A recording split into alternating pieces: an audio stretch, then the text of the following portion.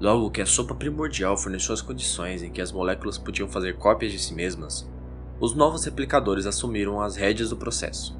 Durante mais de 3 bilhões de anos, o DNA foi o único replicador digno de menção no mundo, mas isso não quer dizer que ele mantenha eternamente os direitos de monopólio. Sempre que surgirem condições para que um novo tipo de replicador possa fazer cópias de si mesmo, o novo replicador tenderá a tomar as rédeas da situação e iniciar um novo tipo de evolução. Uma vez começada essa evolução, ela não terá em nenhum sentido de se submeter à antiga. Quando a evolução antiga, por seleção de genes, produziu cérebros, ela forneceu o, entre aspas, caldo em que se originaram os primeiros memes. No momento em que os memes autorreplicadores surgiram, a sua própria evolução, de um tipo muito mais veloz, teve início. Nós, biólogos, assimilamos tão profundamente a ideia de evolução genética que tendemos a esquecer que ela é apenas um dos vários tipos de evolução possíveis. Capítulo 11 – O gene egoísta de Richard Dawkins. Olá a todos e sejam bem-vindos a bordo. Hoje vamos passar por um tema que só pode ser completamente entendido se você já tiver assistido a melodia anterior com o título Deus é um meme. Vamos seguir nossa jornada pela metafísica da biologia, fundamentados na citação em que você acabou de ouvir, e no livro Sexo e as Origens da Morte, de William R. Clark. Veremos não só duas evoluções opostas e concorrentes, como também mistérios escondidos no nosso DNA. Mas, antes de mais nada, deixe seu like aí embaixo, compartilhe esse vídeo com seus amigos, se inscreva se ainda não for inscrito, e ative o sininho para receber as notificações dos próximos conteúdos. Agora vamos lá.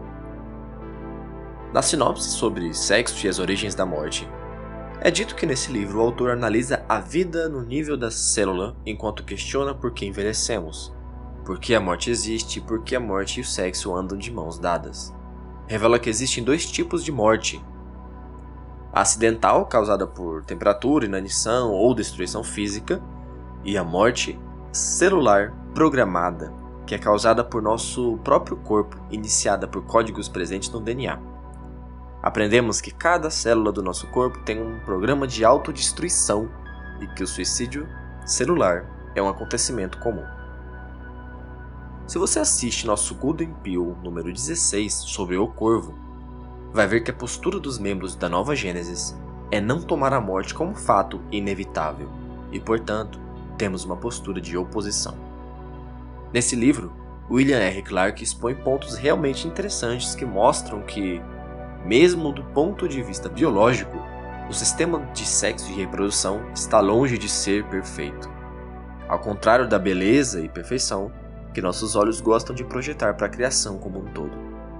E contrasta com o que vimos sobre meme como um novo replicador. Nos acompanhe então na leitura de partes do livro, começando pela página 87. Abre aspas. O impulso para um tamanho cada vez maior e para a pluricelularidade levou à criação de DNA extragerminativo. O advento do sexo na reprodução fez o que era necessário para destruir o DNA somático no final de cada geração. Não sabemos quais desses eventos veio primeiro, mas sabemos que a criação e a segregação de DNA não reprodutivo não ocorreu em células que se reproduzem sexuadamente. Aqui, o autor mostra que não tem como saber se começamos a morrer primeiro e então passamos a nos reproduzir sexuadamente, ou se começamos a nos reproduzir assim e depois veio a morte. Mas, novamente, enfatizando a dominante da inclusão, podemos completar com o dado da religião, e assim sabemos que a morte veio primeiro. Como é visto no mito de Adão e Eva, por exemplo. Continuando. A morte pode não ser necessária para a vida, mas ao que parece a morte programada é necessária para que vejamos toda a vantagem biológica do sexo como parte da reprodução. Aqui temos algo para destacar. Veja, nossa biologia como está configurada, ou seja, com uma contagem regressiva, é a única coisa que eleva a importância do sexo, incluindo nossos impulsos em sua direção. Porém, a religiosidade deve ser capaz, de substituir a importância da reprodução. E o mesmo vale para o contrário. Com a elevação do sexo, se diminui a importância da religião. Podemos assim dizer que existem dois princípios em combate, duas rotas evolucionárias, meme versus gene. Mas importa lembrar, o meme vai se libertar e produzir uma nova evolução, e ele se reproduz muito mais rápido. No Tractatus, aforismo 23, que você pode encontrar no livro Vales, Philip K. Dick nos diz que o plasmado pode cruzar com o humano criando um homo plasmado, e termina dizendo que isso anexa o humano mortal permanentemente ao plasmado. Nós conhecemos isso como o nascimento do alto ou nascimento do espírito. Isso foi iniciado por Cristo.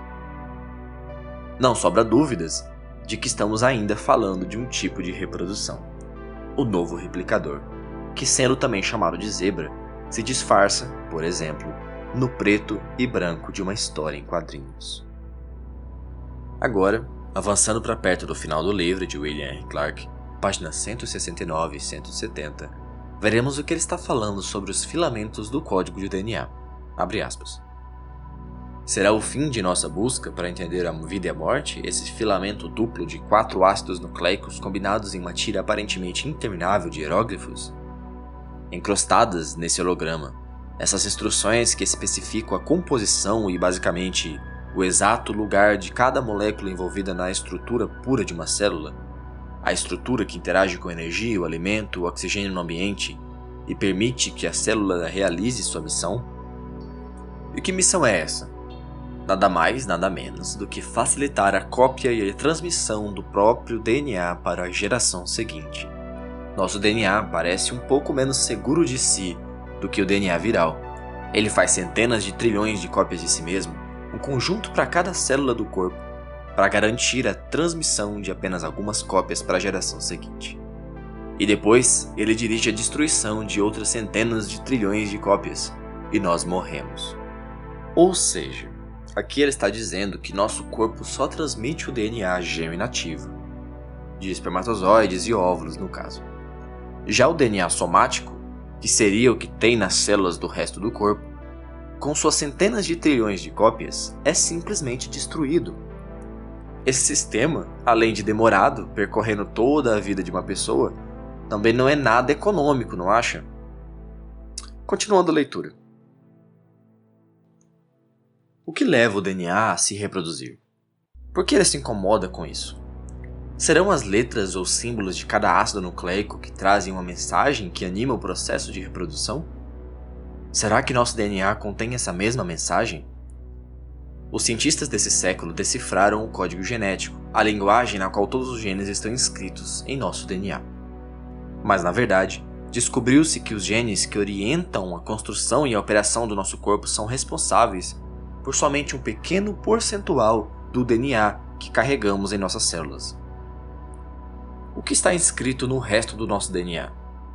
Quando traduzidos usando o código genético padrão, é um palavrório sem sentido. Como mencionamos anteriormente, agora sabemos que a grande maioria do nosso DNA nunca é usado para codificar proteínas necessárias para realizar as tarefas diárias da célula. E, no entanto, continuamos a carregar esse DNA excessivo. Há um alto custo por termos de sintetizá-lo toda vez que uma célula se divide, por milhões de anos de evolução. Assim, o que é que ele está fazendo? Quando os cientistas olham com algoritmos usados para analisar as estruturas e a informação de todas as linguagens humanas, é ali, no chamado DNA sem sentido, em vez de nas regiões que codificam para proteínas, que encontram a maior semelhança com a linguagem humana. Fecha aspas. Bom, essa reflexão incrível que nos traz William R. Clark foi no final do século passado. Mas, como não é raro de acontecer, Philip K. Dick já elucidava algo desse mistério nos anos 70 e até antes. Vejamos um pedaço do aforismo 48 do Tractatus. Sobre nossa natureza, é apropriado dizer: parecemos ser bobinas de memória carregando DNA e capazes de vivenciar, em um sistema de pensamento semelhante a um computador que, embora tenhamos registrado corretamente milhares de anos de informação vivencial e cada um de nós possua depósitos muito diferentes de todas as outras formas de vida, existe um erro de funcionamento, uma falha de recuperação de memória. Aí está o problema com o nosso subcircuito particular. A salvação por intermédio da gnose, Mais precisamente, a anamnésia, perda de amnésia, embora tenha um valor individual para cada um de nós, um salto quântico na percepção, identidade, cognição, compreensão, experiência do eu e do mundo, incluindo a imortalidade, tem uma importância cada vez maior e mais intensa para o sistema como um todo, pois essas memórias são dados de que ele necessita e são valiosos para ele, para o seu funcionamento global. Portanto, ele está envolvido em um processo de autorreparo, que inclui reconstruir o nosso subcircuito por meio de mudanças lineares e ortogonais no tempo, assim como uma sinalização constante para que estimulemos nossos bancos de memória bloqueados dentro de nós, para que eles disparem e recuperem o que está contido neles. Fecha aspas. Então, temos aqui uma explicação que podemos remontar aos antigos gregos e gnósticos, de muito antes da ciência biológica, indicando que temos informação esquecida, como falhas nas sinapses entre neurônios. Também, como o aforismo 48 indica ao falar da salvação individual, essa experiência de anamnese, alcançando o nível genético de todo o macrosistema, poderia nos levar a experimentar a imortalidade. E é para essa direção que a nova evolução vai. A ideia / meme de Deus. A vitória sobre a morte foi, de fato, a promessa do próprio Cristo. Há também um outro conceito de Philip K. Dick, diferente porém complementar a isso. Ele nos fala de uma fita interna, como no conto A Formiga Elétrica, que se alinha ao mundo externo, mutuamente projetando nosso eu e a realidade ao redor. Ele se referiu a esse conceito como sendo algo que a informação viva rompe, nos livrando do determinismo astral, digamos assim. Mas esse conceito pode ser melhor explorado em outro momento.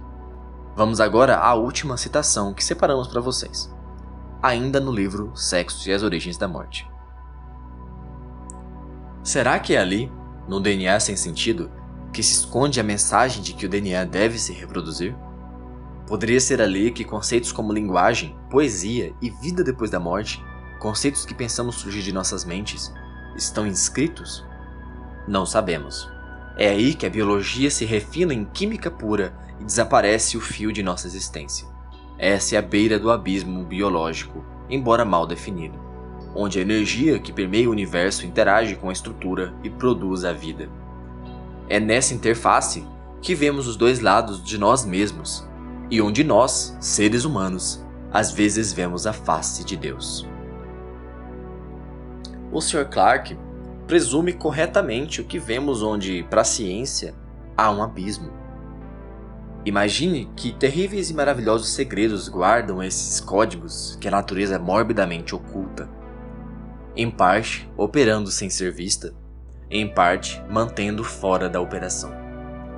Por quanto tempo a morte vai continuar seu torpe reinado? Por quanto tempo o próprio tempo vai se manter como é? Se depender de nós, pouco. Com isso, finalizamos essa dupla de vídeos sobre o gene e o Deus informacional que gratamente começou a te infectar no momento que abriu pela primeira vez esse canal. Não se esqueça de curtir o vídeo, deixar um comentário, compartilhar com os amigos e principalmente se inscrever se ainda não for inscrito. Nova Gênesis agradece a você que embarcou conosco até agora e até o próximo vídeo. Dico per Spiritum Sanctum, sum homo plasmate, haec verita est, mihi crede et mecum in aeternitate vive.